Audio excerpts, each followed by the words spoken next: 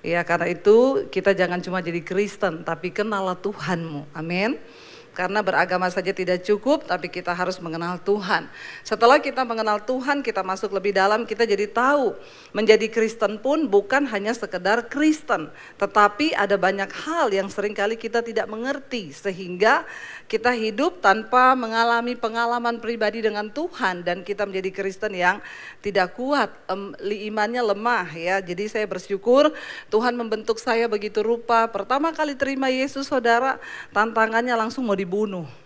Bagaimana saya tidak bisa menjadi kuat ya. Tapi karena firman Tuhan berkata iman itu bertumbuh dari aniaya dan pembacaan firman Tuhan. Makanya kalau saudara mau kuat, saya doakan supaya saudara teraniaya. Amin. Nggak ada amin. Ya, yang mau diberkati berapa banyak? Yang mau doanya didengar Tuhan berapa banyak? Alkitab bilang Tuhan mendengar doa orang yang teraniaya. Jadi kalau doanya mau didengar maka harus istri-istri yang teraniaya sama suami berapa banyak? Bersyukur doamu tuh didengar Tuhan, amin. Makanya suami-suami hati-hati, kalau engkau banyak menganiaya istrimu, istrimu berdoa didengar Tuhan loh. Amin Bapak-Bapak. Nah hari ini saudara kita kan sama-sama belajar firman Tuhan mengenai penyertaan Tuhan. Berapa banyak yang mau disertai Tuhan? Angkat tangan. Kita semua mau disertai Tuhan, saya pun mau. Tetapi ketika kita berbicara penyertaan Tuhan, jangan berpikir enak saudara. Oh Tuhan beserta itu berarti semuanya jadi serba selesai, masalah pokoknya beres, kita tidak mengalami lagi apa-apa. Kita belajar dari bangsa Israel saudara. Dari pertama kali bangsa ini dipilih oleh Tuhan. Lalu Tuhan berkata kepada Musa, ketika Tuhan memilih Musa, engkau harus membawa bangsa ini keluar. Jangan takut karena aku menyertai engkau. Itu cukup. Tuhan bilang jangan takut sebab aku menyertai engkau. Karena itu hari ini setiap kita jangan ada yang takut. Siapa yang takut mati? Angkat tangan. Yang takut mati? Yang sudah siap mati? Enggak ada juga loh Pak. Jadi ini kayaknya jemaat bingung nih Pak. Yang sudah siap mati berapa banyak? Tidak ada ya, cuma satu ibu di depan. Yang belum siap mati angkat tangan, juga tidak ada. Yang bingung angkat kaki. Kayaknya banyak yang bingung. Saudara, kita siap atau tidak kalau yang namanya mati itu datang maka kita pasti dijemput. Jadi daripada tidak siap lebih baik siap. Berapa banyak yang mau menyiapkan diri untuk mati? Loh benar, saya ini tidak bercanda loh. Berapa banyak yang menyiapkan diri untuk mati? Kita semua harus siap dari sekarang. Menyiapkan diri itu bagaimana? Bukan beli tanah kuburan yang mahal. Ada orang bangga loh, Bu saya sudah punya kapling loh di kuburan yang mahal sana. Tidak boleh menyebut merek kan, tit disensor. Di kuburan tit gitu ya, 1 lubang 1 M loh Bu. Kami satu keluarga 5, jadi 1 M kali 5 berapa? Terus saya tanya, berarti ibu sudah punya lubang? Sudah. Sudah siap masuk ke situ? Ya belum lah Bu. Lah kalau belum siap kenapa beli lubang? Amin. Ya daripada buat beli lubang mending uangnya buat pelayanan. Amin. Di sini sudah ada yang punya lubang? Udah ada, bisa maju ke depan. Kita doakan ya Pak ya. Biar cepat-cepat masuk, berarti kan sudah. Ya, bukan begitu mempersiapkan diri kepada kematian itu apa? Kalau masih ada kepahitan, amarah, kebencian, dosa, kenajisan, percabulan, perselingkuhan, itu dibuang jauh-jauh. Suami istri yang tiap hari ribut, berantem 3 hari 3 malam, gak omongan, itu dibuang jauh-jauh, amin. Kita belajar hidup dalam kekudusan. Nah hari ini kita akan belajar tentang penyertaan Tuhan. Ketika Tuhan berkata kepada Musa, jangan takut, aku menyertai engkau. Apa yang membuat kita gak usah takut dengan hidup ini? Karena Tuhan menyertai. Nah apa maksud dan makna daripada Tuhan menyertai? Ketika saya itu sekarang banyak ya, kalau saudara yang ikut mesbah doa, itu kan kita sekarang pembahasannya dari kitab Kejadian. Ya, jadi saya bersyukur saudara, orang-orang itu gini, Bu, semalam gak ikut mesbah doa itu rasanya ada yang hilang. Ya, setiap malam hampir 50.000, 60.000. Kalau pagi jam 5 sampai 70.000 orang yang ikut. Saya bersyukur, itu jemaat saya. Makanya orang tanya, Ibu Debbie gerejanya di mana? Di YouTube. Ibu gak mau buka gereja? Gak usah, nanti terlalu banyak saingan ya Pak ya. Kalau mau buka gereja, buka aja di Papua sana, di pedalaman. Gak usah di mall lagi, sudah kebanyakan. Nanti cuma jemaat pindah dari sini, pindah ke sana, pindah ke sini. Hello? Bilang amin. Ya, jadi saudara, saya tuh melihat ya, dalam bangsa Israel perjalanannya Tuhan bilang, aku akan menyertai engkau Musa, bawa keluar bangsa ini dari perbudakan. Ketika Tuhan sudah berkata begitu kan harusnya saudara, ya sebagai orang yang disertai Tuhan dan disuruh Tuhan, Musa harusnya berkata, yes Tuhan, oke kita sama-sama kerja. Tapi Tuhan itu ngomong begini sama Musa, tapi kamu pergi ketemu sama Fir'aun, bilang, hai Fir'aun, aku diutus oleh Allah bangsa Israel untuk membawa bangsa ini keluar dari tanah perbudakan. Tetapi Musa, Fir'aun tidak akan membiarkan engkau pergi, karena aku akan mengeraskan hatinya supaya tidak membiarkan orang Israel keluar. Kira-kira kalau saudara jadi Musa atau saya jadi Musa, kita ngomong apa sama Tuhan? Lah gimana sih Tuhan? Kan engkau suruh saya bawa keluar kan? Sekarang saya mau. Lah ketika saya sudah mau, kok engkau keraskan hati Fir'aun? Kenapa enggak langsung Tuhan berkata, kamu pergi ketemu Musa. Aku sudah menjamah hati Musa. Supaya hati Fir'aun, ya supaya ketika engkau sampaikan itu kepada Fir'aun, Fir'aun akan berkata, silakan Musa, saya bentangkan karpet merah engkau dan bangsa ini keluar. Kan enak kalau kayak begitu, benar nggak saudara? Ketika dulu saya jadi Kristen, saudara saya ingat, dulu saya punya sepupu, dia juga jadi Kristen. Lalu dia berdoa karena waktu dia jadi Kristen, namanya Nur Hayati. Papinya datang, ketika tahu dia jadi Kristen, papinya datang. Di tempat kos karena beda kota. Papinya bilang gini, kamu mau jadi Kristen? Iya. Oke, kalau kamu mau jadi Kristen, kamu bayar sendiri kuliahmu. Papi gak mau bayar. Kamu urus hidupmu sendiri, pokoknya papi tidak mau tahu. Lalu dia berdoa saudara. Dalam nama Yesus, Tuhan, hati papiku itu seperti batang air di tangan Tuhan, dia pakai firman. Tuhan akan mengalirkannya kemanapun Tuhan ingini. Aku imani di dalam nama Yesus, papiku dijamah Tuhan, aku boleh jadi Kristen. Dia doa puasa 3 hari dia berdoa. Tiba-tiba papinya terbang dari kotanya, ketemu dia, datang, panggil anaknya ini, sepupu saya. Kamu benar mau jadi Kristen? Iya Pap. Satu syaratnya kalau kamu mau jadi Kristen, apa? Jangan pernah kembali lagi ke agamamu. Karena agama itu bukan tuh main-main. Sekali kamu jadi Kristen, kamu cari orang Kristen, kamu menikah sama orang Kristen, sampai mati pun kamu harus dikubur secara Kristen. Wow banget gak saudara? Wow, tepuk tangan dong. Tuhan dahsyat, Tuhan hebat, Tuhan luar biasa. Itu baru dibilang penyertaan Tuhan. Ketika bergumul, berdoa dijawab Tuhan. Wow, waktu saya dapat tantangan yang sama, sepupu saya datang ngomong, Deb, aku dulu doa puasa 3 hari. Ayatnya ini saya kasih, kamu berkatakan doa. Pasti saya dulu 3 hari Tuhan jawab. Saya berdoa saudara. Papi saya lebih galak dari dia. Saya berdoa hari pertama, Tuhan, hati papiku seperti batang air di tangan Tuhan. Engkau akan mengalirkannya kemanapun engkau ingini. 2 hari saya doa puasa. 3 hari saya doa puasa, 4 hari papi saya makin galak. Terus saya akan berkata gimana? Loh Tuhan, apakah engkau menyertai? Saya sambil nyanyi saudara. Kalau Yati ditolong, maka saya juga. Kita kan orang Kristen suka gitu kan?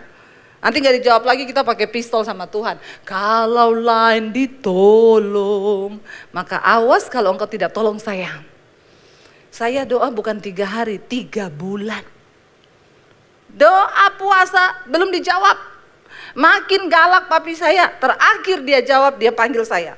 Sini kamu Debbie, Papi mau bicara sama kamu. Selama ini saya sudah diancam mau dibunuh saudara. Tapi saya tetap bertahan, tetap saya baca Alkitab, tetap saya berdoa. Lalu papi saya bilang, papi lihat kamu gak bisa berubah. Papi sudah ngomong gini-gini kamu gak bisa berubah. Hari ini, papi kasih kamu pilihan. Kalau kamu pilih keluarga, kamu kembali ke agamamu, tinggalkan Yesusmu, papi anggap kamu jadi anak. Tapi kalau kamu tetap jadi Kristen, silakan angkat kaki dari rumah ini, angkat pakaianmu, angkat semuanya, jangan bawa apa-apa, nggak boleh bawa uang, termasuk ijazahmu, karena papi yang sekolahin kamu. Kamu pergi tanpa ijazah dari rumah ini, saya mau lihat Yesus kasih makan kamu pakai apa. Saya datang sama Tuhan, Tuhan, pergumulannya sama, masalahnya sama. Lebih galak papi saya, lebih lama doa saya, tapi kenapa jawabannya beda? Ketika saya cerita ini, lalu saya diusir dari rumah. Kenapa saudara tidak tepuk tangan? Saya mau tanya, kenapa saudara tepuk tangan? Karena orang Kristen tuh kadang-kadang latah. Suruh tepuk tangan dia. Tapi dia nggak tahu apa yang dia tepuk tanganin. Iya apa iya? Saudara, saya waktu itu bertanya, Tuhan, kenapa berbeda? Kenapa engkau jahat? Saya tidak punya pilihan ketika disuruh memilih, saya masuk di kamar, saya berdoa, Tuhan maksudmu tuh apa? Kenapa Yati cuma 3 hari berdoa puasa engkau jawab dengan enaknya? Papinya bilang, kamu mau jadi Kristen? Silakan, satu syaratnya, jangan pernah kembali ke agamamu, kamu cari jodoh Kristen, kamu nikah secara Kristen, kamu mati secara Kristen. Lah saya ketika saya mau jadi Kristen, angkat kaki dari rumah, jangan anggap punya keluarga, jangan bawa ijazah. Saya mau lihat Yesus kasih makan kamu pakai apa. Tapi yang namanya Alkitab, itu semua ada jawaban atas hidup kita. Tuhan berkata setiap orang itu akan dicobai, setiap orang itu memiliki porsi masing-masing. Karena Tuhan setia dan adil, Dia tidak akan pernah membiarkan engkau dicobai melampaui batas kekuatanmu. Ketika kita bergaul dengan firman, saudara tahu waktu saya jadi Kristen, saya itu zaman itu belum ada YouTube. Saya nggak bisa belajar dari khotbahnya Pak Novan, cari apa ya tentang iman. Saya nggak bisa cari khotbahnya Pak Yosia apa ya tentang penyertaan Tuhan. Nggak ada YouTube zaman tahun 95. Jangan kayak YouTube, HP aja belum ada. Bagaimana saya bisa bertumbuh dengan iman? Karena itu Yesus berkata, lebih baik kalau aku pergi, supaya kalau aku pergi Roh Kudus itu diberikan kepadamu, dan Dia yang akan mengajarkan banyak hal yang Dia terima dari Bapa itu akan disampaikan di dalam hidup kita sebagai orang yang percaya. Katakan amin. Ada Roh Kudus yang akan menerjemahkan setiap firman. Yang saya lakukan apa saudara? Saya baca Alkitab di kamar. Saya dikasih Alkitab dari seorang Kristen. Saya baca Alkitab 1 hari 6-7 jam saya baca di kamar mandi. Karena saya takut ketahuan papi saya. Dia punya pedang panjang 1,5 meter di bawah kolong tempat tidur. Dia punya pistol di lemari. Dan saya takut kalau ketahuan saya Kristen, dia tembak kepala saya. Jadi saya itu cuma berdoa tiap hari, Tuhan saya baca Alkitab. Apa yang bisa memberi kekuatan saya? Saya tidak bisa telepon pendeta siapapun. Kenapa saudara yang ikuti pengajaran saya di mesbah doa setiap malam, saya bilang jangan titip doa sama pendeta. Jangan cari pendeta, karena tidak ada pendeta hebat. Yang ada itu Tuhan yang hebat dengan imanmu yang hebat kepada Tuhan. Katakan amin. Makanya saya tidak titip-titipan doa. Jangan harap saudara datang, Bu Debbie doakan saya ya, atau Bu tolong titip doa ya. Itu HP yang masuk saudara, saya ini HP saya yang masuk puluhan ribu. Ada orang-orang Kristen yang tidak mengerti kebenaran. Bu tolong doakan suami saya. Suami saya itu belum bertobat, saya minta ibu mendoakan. Saya bilang saya tidak akan bisa mendoakan suamimu Bu. Kenapa? Karena doa yang didengar Tuhan itu doa yang lahir dari hati. Kenapa saya nggak mau berdoa buat suami ibu? Karena saya tidak punya hati kepada suamimu. Amin ibu-ibu. Saya tidak mencintai suami ibu. Jadi saya tidak akan berdoa, Tuhan berkati Joni Tuhan. Kenapa saya mau menangis buat Joni? Saya tidak mencintai Joni. Tidak ada nama Joni kan sini? Oh ada. Oh ampun, mana nama Joni? Hah? Oh yang WL tadi, Joni. Ya, maaf saya tidak tahu loh. Ini bukan faktor kesengajaan. Ya, benar nggak saudara? Ya saya tidak akan mungkin berdoa dan tidak ada pendeta yang akan berdoa buat saudara dengan menangis bercucuran air mata. Kenapa saudara? Karena Yesus berkata, tangisi dirimu sendiri. Siapa yang bisa memenangkan keluargamu? Engkau dengan Tuhan. Amin. Jangan titip doa, jangan pernah titip doa. Tidak ada pendeta hebat, nggak ada saudara dokter hebat, nggak ada psikiater hebat. Yang ada itu Tuhan yang hebat. Waktu imanmu bangkit, waktu engkau ngerti kebenaran, maka engkau akan mulai mengenal Tuhan. Kenapa saya selalu orang konseling, Bu, cari Tuhan. Bu, berdoa. Saya sudah berdoa Ibu Debbie. Cari Tuhan sampai engkau ketemu. Itu jawaban saya. Supaya engkau mengalami Tuhan. Kenapa? Karena kita semua punya kesempatan dan hak istimewa untuk datang kepada Tuhan secara pribadi. Engkau harus mengalami Tuhan. Ya, ketika Musa dikatakan Tuhan, bawa bangsa ini keluar, engkau temui Fir'aun, engkau katakan kepada Fir'aun, Allah Israel menyuruh aku untuk membawa bangsa umat kesayangannya keluar dari tanah perbudakan di Mesir. Tapi Tuhan bilang, tapi Fir'aun gak akan kasih engkau bawa karena aku akan mengeraskan hatinya. Mumet gak ikut Tuhan itu? Kalau engkau tidak mengerti, engkau pusing. Saudara hari ini ada masalah dalam keuangan, saudara pengen cepat-cepat minta didoakan, kalau perlu ditopang doa supaya hari ini ada masalah, besok selesai. Iya apa iya? Hari ini utang, pengennya besok? Siapa yang begitu? Angkat tangan. Semua kita, tapi kita lupa cara kerja Tuhan gak seperti itu. Saya ini ikut Tuhan. Penderitaan toh isinya. Menderita terus saya ini saudara, sampai saya mau bersaksi kepada saudara, saya ini baru mengalami yang namanya berkat Tuhan itu awal pandemi. Bahkan pandemi, saya berkata kepada suami saya, waktu itu semua jadwal cancel. Kita hidup dari melayani Tuhan. Dan kita bukan full time di salah satu gereja. Kami ini full heart, dari dulu saya ini penginjil, keliling saudara. Jadi ya memang tidak ada jaminan hidup bulanan, benar-benar bergantung kepada Tuhan. Waktu pandemi datang semua jadwal cancel, sampai kapan belum tahu Bu. Ini waktu kita nggak ada yang tahu pandemi. Saya bilang sama suami, yang terburuk adalah kita jual rumah di Jakarta, kita pulang ke Solo. Puji Tuhan, kita harus syukuri apa? Masih ada rumah yang bisa dijual. Masih ada yang bisa dijual. Kalau hari ini di hidup saudara masih ada harta, bersyukurlah. Nah karena waktu itu saya tidak punya investasi emas, ya yang bisa kami jual rumah. Saya sih punya emas nih, 80 kilo emas. Mas Daniel. Tapi harganya nggak naik saudara. Beratnya naik terus, harganya makin turun. Terjadi penyusutan. Ya, dan memang tidak bisa dijual kan. Nah saya waktu itu bilang kita cuma punya rumah, kita jual rumah, kita pulang ke Solo. Entah kita memulai hidup bagaimana, nggak ada yang tahu. Siapa yang menyangka memang dari 2019 saya sudah dapat tuntunan Tuhan. Dari 2018 lah untuk ambil pelayanan di media. Saya pikir waktu itu TV. Saya datang ke beberapa stasiun TV swasta, saya tanya, kalau saya mau siaran di sini bisa nggak? Oh bisa aja Bu, Ibu bikin dulu video yang sesuai dengan standar kami. Jadi Ibu pakai studio kami, 1 kali tayang, 1 episode bayar 6 juta. Ibu harus punya 10 episode minimum, berarti bayar berapa?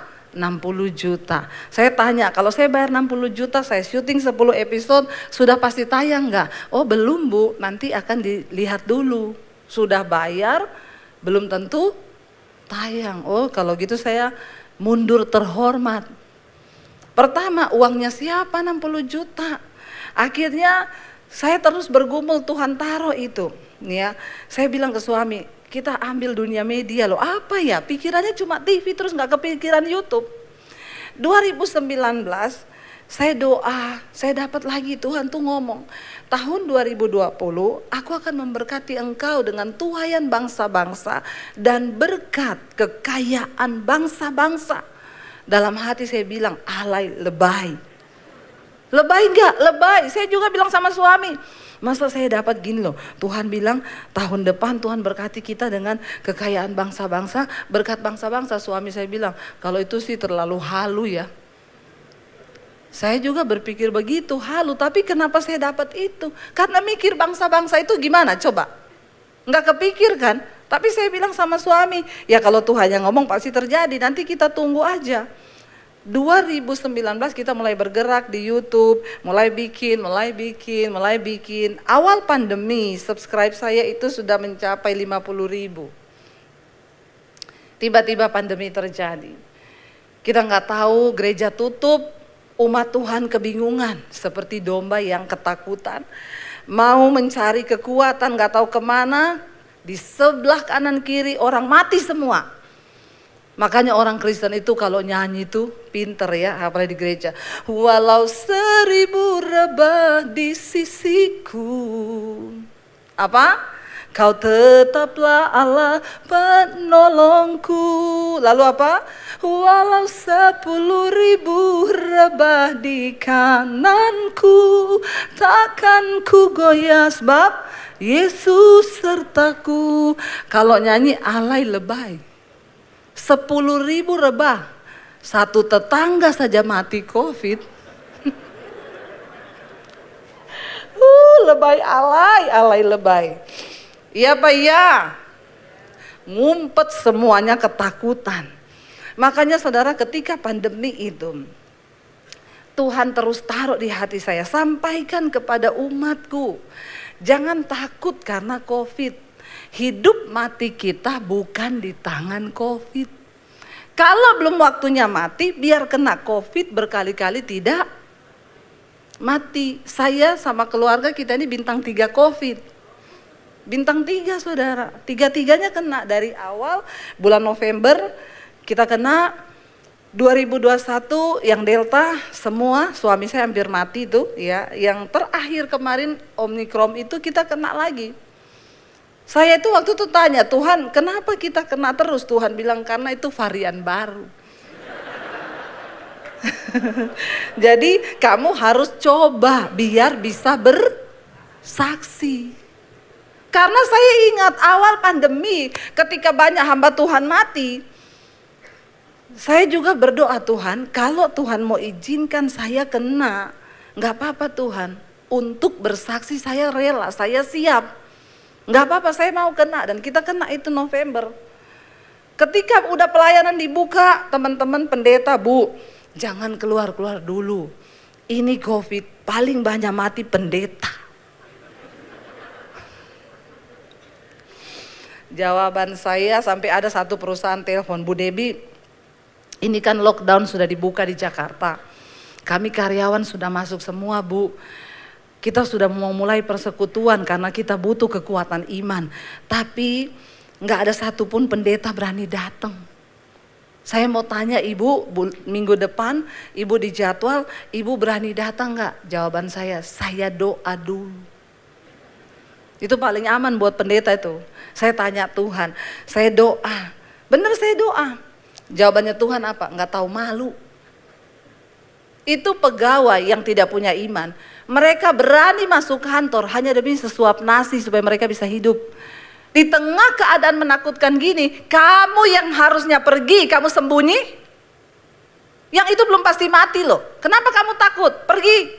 Saya keluar saudara, dari awal buka lockdown di Jakarta, kami pelayanan ke Toraja, ke Makassar, kemana-mana semua. Waktu Delta tinggi saya ke Surabaya, saya keliling kemana-mana.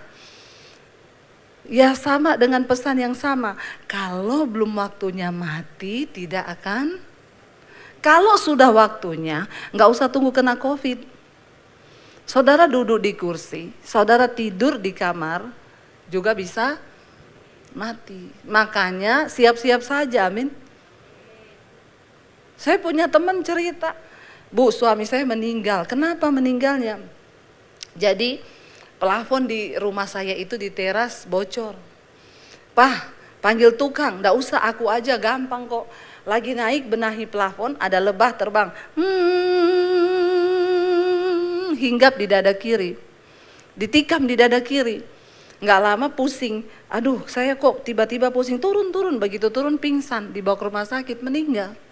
Dokter bilang, ini sebenarnya lebah biasa. Kalau dia itu tikamnya di bibir cuman bengkak. Tapi dia tikam pas di pembuluh darah yang di jantung. Jadi racunnya mati, masuk jantungnya langsung mati, berhenti. Mungkin istrinya berpikir, kalau saya tahu, saya suruh tukang. Supaya yang mati? Lo jujur enggak? Jujur. Tapi saya bilang kalau yang naik tukang ceritanya berubah. Suami saya mati, kenapa? Ditikam lebah, lagi tidur, lebah masuk kamar. Atau lagi mandi. Persoalannya bukan tukangnya, bukan lebahnya, tapi sudah waktu. Amin. Makanya bapak-bapak bertobat. Loh kok larinya ke bapak-bapak? Karena engkau tidak pernah tahu kapan waktunya dipanggil Tuhan. Tapi lebah tahu juga hidupmu. Hati-hati bertobat. Ya, saya kemarin cerita, saudara. Ada orang, Bu, saya tuh sejak kena COVID. Jadi dia tuh kena COVID ceritanya, koma. Baru-baru ini belum lama. Padahal udah COVID ini kan kayaknya sudah tidak ada ya. Dia kena, Tuhan izinkan tapi koma. Dibawa lari ke rumah sakit, sampai di rumah sakit dia koma, dipasang ICU. Lalu dimasuk ke ICU, 2 hari di ruang ICU tidak sadarkan diri, akhirnya sadar. Ya, mamanya sempat telepon saya minta didoakan, anak saya bu anak saya. Bu, enggak usah takut, kalau belum waktunya mati tidak akan mati. Kalau sudah waktunya ibu siap-siap kita doakan. Lalu berdoa, sudah selesai 2 hari, Bu, puji Tuhan dia sudah sadar. Anak ini sadar, dia kembali bekerja, telepon saya, Bu Debbie, saya heran, sejak saya sadar dari COVID, saya bisa lihat setan. Nggak tahu kenapa, jadi dia waktu di ruang ICU, dia cerita, dia tuh seperti tenggelam di dalam air yang dalam gitu di sungai, lalu dia nggak bisa napas, tiba-tiba ada orang laki-laki badannya bersinar itu datang, ketemu dia dan ngomong, kamu belum waktunya mati, kamu kembali ya. Lalu dia didorong, dia keluar dari air itu dan akhirnya dia hidup. Tapi setelah dia sadar, dia bilang, dia tuh lihat setan kayak lihat orang. Jadi dia bilang dia ke rumah sakit, di rumah sakit itu kayak pasar Bu, isinya setan semua. Dari mulai setan yang tuyul-tuyul anak kecil, sampai yang model kuntilanak gendong anak, sampai yang tangan berjalan, sampai yang kepala tanpa badan, itu semua dia lihat. Lalu dia bilang, tapi saya pergi ke Curug ya Bu sama suami saya. Itu setan di hutan beda sama setan di kota. Setan di hutan itu, yang apalagi yang di Curug itu saya lihat Bu. Itu mereka kayak makhluk yang kecil-kecil terbang.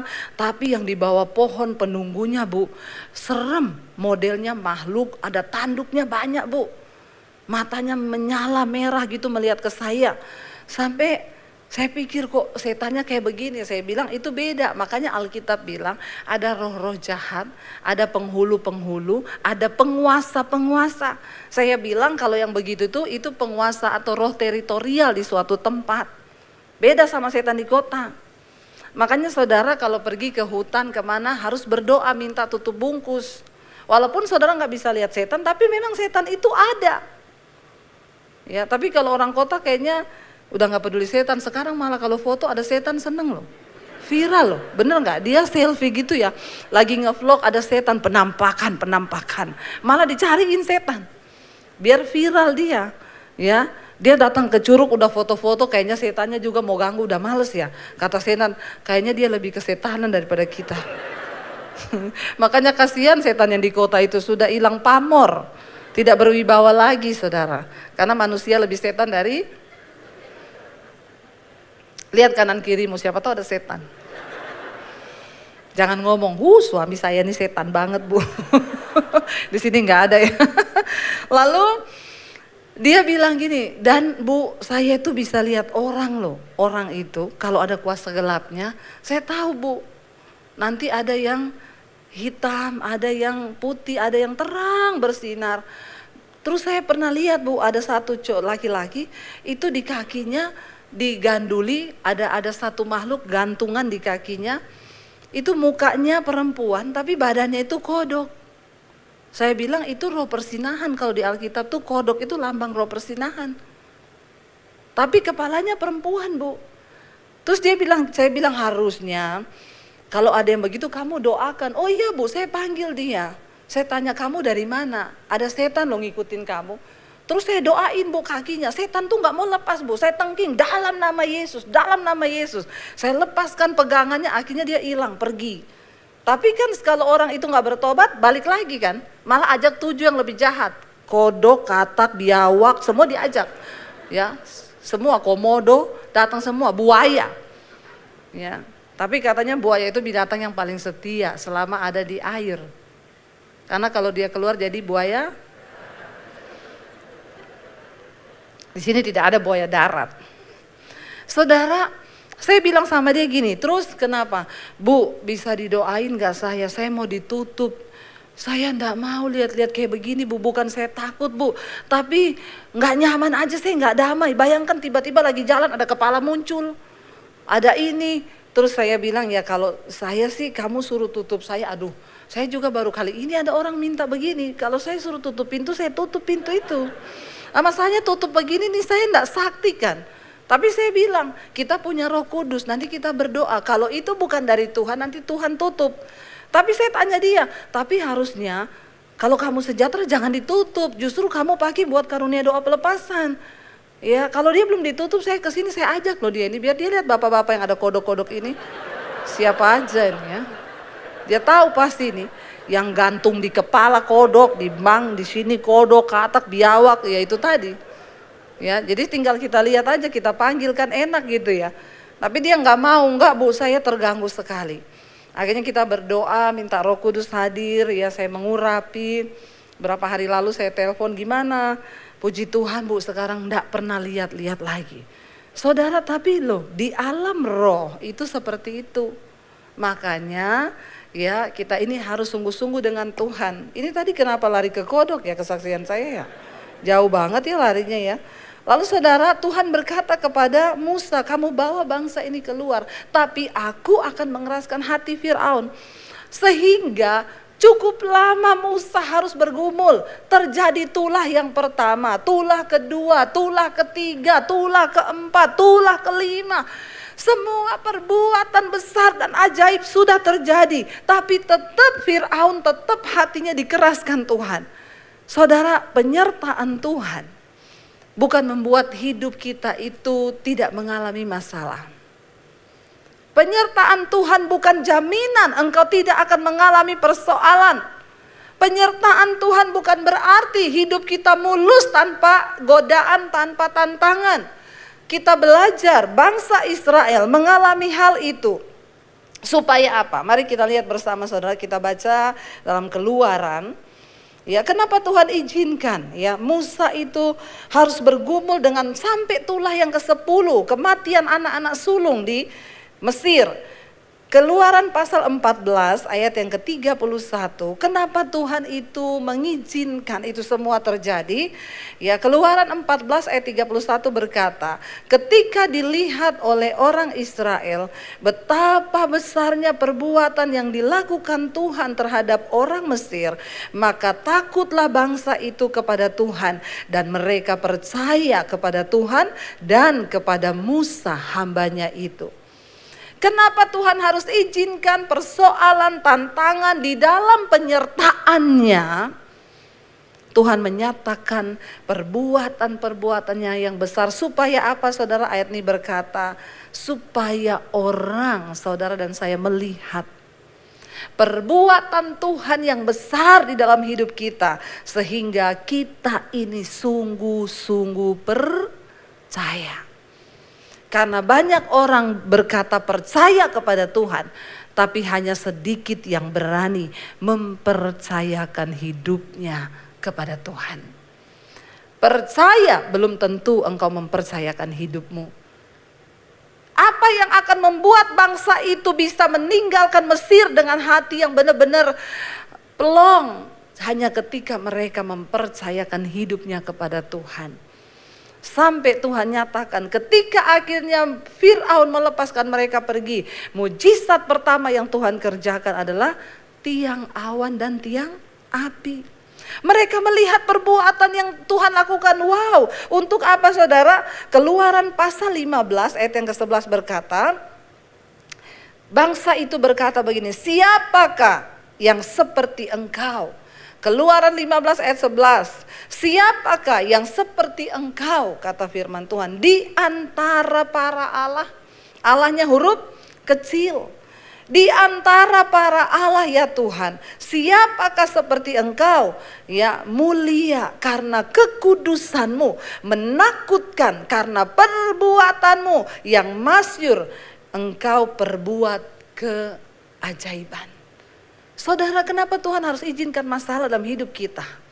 Supaya engkau mengalami pertolongannya dan engkau berkata, wow, sungguh engkau Tuhan yang mulia. Saudara ya, nanti kapan-kapan lagi kalau saya diundang Pak, enggak juga enggak apa-apa Pak. Ini bukan promosi. Ya, saya percaya apa yang sudah saya bagikan, firman Tuhan, pengalaman, kesaksian itu kita dapatkan sesuatu.